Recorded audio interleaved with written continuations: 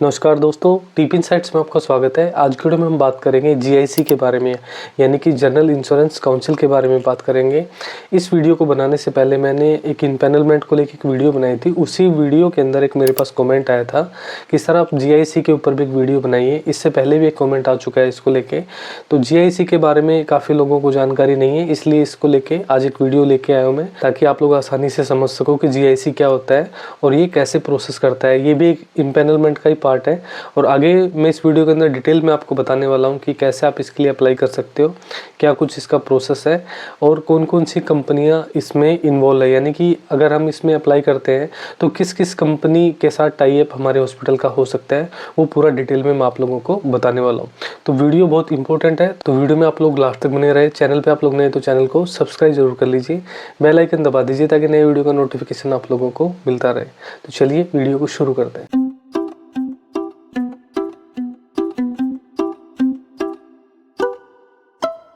कुछ दिन पहले आप लोगों ने देखा होगा कि जीआईसी से एक स्कीम लॉन्च हुई थी जिसका नाम था कैशलेस एवरीवेयर। यानी कि उस टाइम जनरल इंश्योरेंस काउंसिल जो था, उन्होंने एक अनाउंसमेंट किया था कि आप लोग जो हैं, यानी कि जो हेल्थ इंश्योरेंस के पॉलिसी होल्डर हैं, वो किसी भी हॉस्पिटल में जाके कैशलेस क्लेम ले सकते हैं, चाहे वो हॉस्पिटल उस कंपनी के पैनल पे हो या ना हो। यानी कि हॉस्पिटल को कैशलेस एवरीवेयर के अंडर उस पेशेंट को ट्रीटमेंट देना है, चाहे वो एचडीएफसी अर्गो का पेशेंट हो या केयर हेल्थ का हो या नीवा बुपा का हो।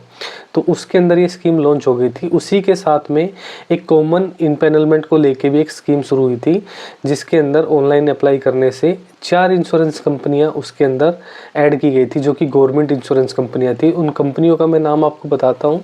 सबसे पहली कंपनी थी नेशनल इंश्योरेंस कंपनी लिमिटेड, दूसरी थी द न्यू इंडिया एश्योरेंस, तीसरी थी the Oriental insurance company limited और चौथी थी United India insurance company limited. तो जीआईसी के अंदर जो कॉमन इम्पैनलमेंट जो चल रहा है, जो ऑनलाइन अप्लाई करना होता है हॉस्पिटल को, तो उसके अंदर जब आप अप्लाई करोगे, यानी कि मान के चलो कोई नया हॉस्पिटल खुला है और उसके अंदर एक भी पैनल नहीं है, तो उसके लिए सबसे बेनिफिट ये है कि अगर जीआईसी के अंडर वो अप्लाई करता है, यानी कि कॉमन इम्पैनलमेंट के लिए अप्लाई करता है, तो वहाँ पे जाओगे तब आप, तो ये 4 कंपनियाँ जो बताई है मैंने, national Insurance, the New India Assurance, the Oriental Insurance और यूनाइटेड इंडिया इंश्योरेंस, तो इन कंपनियों से जुड़े हुए जितने भी टीपीए हैं उनके साथ में, सारों के साथ में इम्पैनलमेंट हो जाएगा, यानी कि उनसे डायरेक्ट टाई अप हो जाएगा। क्योंकि इन कंपनियों का काम जो है वो टीपीए कर रहे हैं, यानी कि ये तो एक इंश्योरेंस कंपनी है, ये अलग अलग टाइप के इंश्योरेंस करती है। जनरल इंश्योरेंस करती है, यानी कि हेल्थ में भी करती है, मोटर में भी करती है, इस टाइप से काफ़ी तरह की इंश्योरेंस करती है। तो इन्होंने अपना काम कराने के लिए अलग से जो टीपीए हायर किए हुए हैं, टीपीए से यानी थर्ड पार्टी से काम कराती है, जैसे विडाल टीपीए है और भी काफ़ी सारे टीपीए है, जिसका इसमें नाम भी लिखा हुआ है। मेडिसिस्ट हो गया, एमडी इंडिया हो गया, पैरामाउंट हो गया, हेरिटेज हो गया, एफएचपीएल हो गया यानी फैमिली हेल्थ प्लान वाला, रक्षा हो गया, विडाल मैंने आपको बता ही दिया, मेडसे हो गया, जेनिन्स हो गया, health India insurance TPA services private limited हो गया, गुड हेल्थ हो गया। तो इस टाइप से जितने भी टीपीए हैं उनके साथ आप लोगों का डायरेक्ट टाई अप हो जाएगा, लेकिन वो कंपनियां गवर्नमेंट होनी चाहिए, यानी कि जो इंश्योरेंस कंपनियां हैं वो गवर्नमेंट होंगी।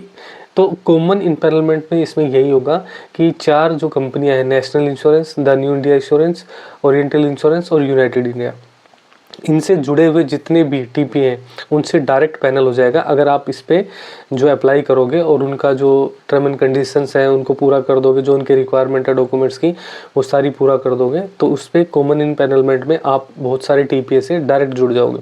अब आप बात करोगे कि बाकी जो बच गई कंपनियां उनका क्या है, तो उनके लिए तो जीआईसी ने ऑलरेडी एक प्लान लॉन्च किया था जिसको कैशलेस एवरीवेयर कर रहे थे वो लोग। यानी कि उनका मकसद ये है कि इस पे कॉमन इम्पैनलमेंट में तो सारे टीपीए से जुड़ जाएंगे लोग, यानी हॉस्पिटल वाले कॉमन इम्पैनलमेंट के थ्रू सारे टीपीए, यानी जो मैंने नाम बताया आपको, जेनिन्स, विडाल, वोलो, मेडसेव और इस टाइप से जितने भी टीपीए इनसे डायरेक्ट जुड़ जाएंगे कॉमन इम्पैनलमेंट के थ्रू। और उसके बाद जो बच गए उनको कैशलेस एवरीवेयर के थ्रू जो पॉलिसी होल्डर है उनको क्लेम देना होगा। बच कौन से गए हैं, उसमें जो बचे हैं उनका नाम है जैसे कि बजाज हो गया, चोलामंडलम हो गया, नवी जर्नल हो गया, फ्यूचर जनरली हो गया, एचडीएफसी हो गया, इफ्को टोक्यो हो गया, आईसीआईसी लोम्बार्ड हो गया, ये सारे प्राइवेट इंश्योरेंस है, रिलायंस हो गया, ये सारे प्राइवेट इंश्योरेंस कंपनियां हैं। इनका अगर आपके पास कार्ड है तो आपको हॉस्पिटल के अंदर जाना होगा और उनको बोलना है कि मुझे इससे ट्रीटमेंट कराना है। अगर वो हॉस्पिटल आपके पैनल पे नहीं है, यानी कि उस कंपनी से टाई अप नहीं है उस हॉस्पिटल का, तो वहाँ पे वो लोग कैशलेस एवरीवेयर के थ्रू आपकी रिक्वेस्ट इंश्योरेंस कंपनी के पास डालेंगे और वो अप्रूवल लेंगे। लेकिन इसकी सच्चाई ये है कि कैशलेस एवरीवेयर के अंदर 48 घंटे पहले इन्फॉर्म करना पड़ता है, फिर उसका ट्रीटमेंट का प्रोसेस शुरू होता है। तो इसमें काफ़ी लोग तो अप्रूवल के लिए डाल देते हैं, काफ़ी लोग मना कर देते हैं हॉस्पिटल वाले जो होते हैं, और कई बार डालने के बाद भी अप्रूवल नहीं आता है, इंश्योरेंस कंपनी उसको बीच में रोक देती है कोई ना कोई रीज़न देके। तो कैशलेस एवरीवेयर जो है इतना स्मूथली तरीके से काम नहीं कर रही है। ज़्यादातर हॉस्पिटलों में, ज़्यादातर स्टेट के अंदर, ज़्यादातर डिस्ट्रिक्ट के अंदर देखा जा रहा है। काफ़ी लोग कमेंट भी करते हैं इसको लेके। तो ये इसका प्रोसेस है। अब मैं आपको कुछ कार्ड दिखाना चाह रहा हूँ ताकि आप लोग समझ जाएं कि अगर कॉमन इम्पैनलमेंट में आपका हॉस्पिटल जुड़ गया, यानी कि इन कंपनियों से आपका टाई अप हो गया है, तो किस टाइप के लोग कार्ड लेके आएंगे और उन कार्ड से आप उनका ट्रीटमेंट कर सकते हो या नहीं कर सकते हो। तो इन कार्ड को देख के आप लोग डिसाइड कर सकते हो कि मेरे पास इसका इम्पैनलमेंट हुआ है या नहीं हुआ है। तो उसको देख के आप आसानी से समझ जाओगे। तो स्क्रीन पे आप लोगों को मैं दिखाने वाला हूँ।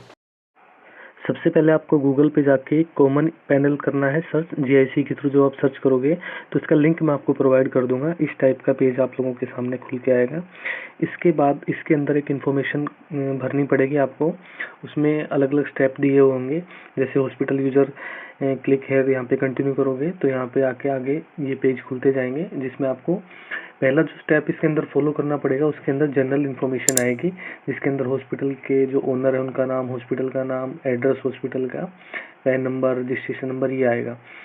सेकंड जो स्टेप है इसके अंदर प्रोवाइडर इन्फॉर्मेशन, यानी कि हॉस्पिटल की रोहिणी आईडी आएगी और हॉस्पिटल के अंदर किस टाइप की फैसिलिटी, यदि सिंगल फैसिलिटी वाला हॉस्पिटल है या मल्टी स्पेशलिटी वाला है, वो आपको उसके अंदर बताना होगा उस फॉर्म के अंदर जो ऑनलाइन आपके सामने इस पर क्लिक करने के बाद खुलेगा। तीसरा जो स्टेप इसके अंदर है वो हॉस्पिटल का इंफ्रास्ट्रक्चर है, यानी कि जैसे कितने प्राइवेट रूम है, कितने सेमी प्राइवेट रूम है, कितने जनरल वार्ड है, आईसीयू है या नहीं है, ये सारा उसके अंदर इंफ्रास्ट्रक्चर के अंदर भरना पड़ेगा।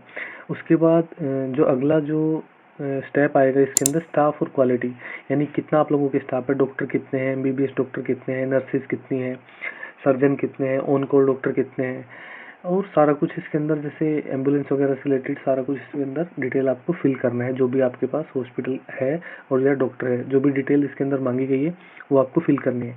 अगला स्टेप इसके अंदर 5 नंबर है, उसमें पूछा जा रहा है हॉस्पिटल के कॉन्टैक्ट डिटेल, यानी हॉस्पिटल का जो ओनर है उसकी ईमेल आईडी, या हॉस्पिटल का जो टीपीए का कोऑर्डिनेटर वाला जो बंदा है जो काम करता है उसकी ईमेल आईडी, कॉन्टैक्ट नंबर, ये सारा कुछ इसके अंदर देना पड़ेगा आपको। उसके बाद छठा स्टेप के अंदर आपको अपने डॉक्यूमेंट्स हॉस्पिटल के अपलोड करने पड़ेंगे। उसके अंदर हॉस्पिटल का जो रजिस्ट्रेशन नंबर है वो अपलोड होगा, रोहिणी की सर्टिफिकेट है वो होगी, प्रोप्राइटरशिप सर्टिफिकेट वो भी होगी, ओनर के डॉक्यूमेंट्स इसमें अपलोड होंगे, जैसे सिग्नेचर वगैरह हो गया, पैन कार्ड हो गया, कैंसिल चेक की कॉपी हो गई है, फायर एनओसी, बीएमडब्ल्यू सर्टिफिकेट और जीएसटी सर्टिफिकेट, इस टाइप के कुछ डॉक्यूमेंट्स हैं। इनको आपको पहले से ही स्कैन करके रखना है और इसको अपलोड कर देना है। साथ में आपको हॉस्पिटल के फ़ोटो भी 7वें स्टेप के अंदर अपलोड करने हैं, जैसे हॉस्पिटल की front photo, back photo, ICU, OPD, ICU का जो पूरा वो जो बेड वगैरह होते हैं उनकी फ़ोटो, सारा कुछ उसके अंदर आपको अपलोड करना है। और 8वां जो स्टेप, फाइनल जो स्टेप आएगा इसके अंदर, उसमें आपको देखना है, वहाँ सारा कुछ अच्छे से चेक कर लेना है, डॉक्यूमेंट्स अच्छे से अपलोड कर देना है, और उसके बाद 8वें स्टेप के अंदर आपको फाइनल उसको सबमिट कर देना है। फाइनल सबमिट करने के बाद अगर आपका पैनल हो जाता है और आपके पास पेशेंट आने शुरू हो जाते हैं, तो उसमें जो पेशेंट आपके पास आएंगे वो पहला कार्ड जो लेके आएंगे, कॉमन इम्पैनलमेंट होने के बाद जब आपके पास पेशेंट आएंगे तो वो इस टाइप का कार्ड अगर लेके आते हैं तो उस कार्ड पे सबसे पहले आपको देखना है कि इंश्योरेंस कंपनी कौन सी है। अब ऊपर देखिए ये इफ्को टोक्यो का कार्ड है, यहाँ पे देखिए ये इफ्को टोक्यो इंश्योरेंस कंपनी है और यहाँ पे पैरामाउंट टीपी है, ठीक है। तो इसको आप नहीं ले सकते हो, इस पेशेंट को आप नहीं ले सकते हो, क्योंकि यहाँ पे उन चारों में से किसी कंपनी का भी नाम नहीं लिखा हुआ है। 4 कंपनी कौन सी? National Insurance, the New India Assurance, the Oriental Insurance और यूनाइटेड इंडिया। चारों में से किसी का भी नाम नहीं है तो इस पेशेंट को आप नहीं ले सकते हो। अगर उन चारों में से किसी का भी नाम यहाँ पे लिखा होता तो आप इसको आसानी से ले सकते थे, क्योंकि वो लोग काम जो है अपना टीपीए से कराते हैं, पैरामाउंट से कराते हैं। तो इस पेशेंट को आप नहीं ले सकते हो। इस पेशेंट को आप अगर लेना चाहते हो तो इसमें आपको कैशलेस एवरीवेयर करके जो स्कीम है उसके अंडर इस पेशेंट को आप ले सकते हो। अब दूसरा जो कार्ड मैं आपको दिखाऊंगा उससे आपको समझ में आएगा। ये देखिए, मैंने आपको 4 कंपनी बताई थी, उनमें से इसमें एक कंपनी का नाम आ गया है। ये देखिए, United India assurance company limited, ठीक है, इसमें ये नाम आ गया आपके सामने। इसका जो टीपीए है वो विडाल टीपीए है। ये देखिए नीचे लिखा है, पहले विपुल होता था, अब वो विपुल विडाल में कन्वर्ट हो गया, तो ये टीपीए आ गया। तो इस टाइप का कोई कार्ड आपके पास लेके आता है पेशेंट, तो उस पेशेंट को आप कैशलेस क्लेम दे सकते हो, क्योंकि आपके पास इस कंपनी का कॉमन इम्पैनलमेंट हो रखा है। तो ये कार्ड आपके पास चल जाएगा, इस पेशेंट को आप कैशलेस क्लेम दे सकते हो। अब मैं एक कार्ड और दिखाता हूँ आपको। देखिए, ये पार्क मेडिक्लेम का कार्ड है, ठीक है। ये देखिए, ये पार्क मेडिक्लेम एक टीपीए है, ठीक है। इसका बैक साइड में कार्ड लिखा हुआ था। इनमें से कोई कंपनी है ये, या तो नेशनल इंश्योरेंस है, थोड़ा क्लियर नहीं है, बाकी इन चारों में से ही कोई कंपनी है। जो आप कार्ड देखोगे तो आप समझ जाओगे, इसमें थोड़ा क्लियर नहीं आ रहा है। तो इस पेशेंट को भी आप कैशलेस क्लेम दे सकते हो, क्योंकि ये भी आपके पैनल में आएगा। अब मैं आगे आपको दिखाता हूँ एक और कार्ड। ये देखिए, ये मैक्स बुपा का है। मैक्स बुपा यानी नीवा बुपा जो हो गया है, मैक्स बुपा वो एक प्राइवेट कंपनी है। ये इंडिविजुअली काम कर रही है, इसका कोई टीपीए नहीं है। ये देखिए यहाँ पे लिखा हुआ। तो इस पेशेंट को आप कैशलेस एवरीवेयर तो दे सकते हो, लेकिन कैशलेस नहीं दे सकते, क्योंकि यहाँ पे किसी भी इंश्योरेंस कंपनी या टीपीए का नाम इसमें कार्ड पे नहीं है। तो कार्ड आप ऐसे पहचानोगे तभी आप अच्छे से पेशेंट को कैशलेस क्लेम दे पाओगे, नहीं तो फिर आपको कैशलेस एवरीवेयर करके ही क्लेम देना पड़ेगा।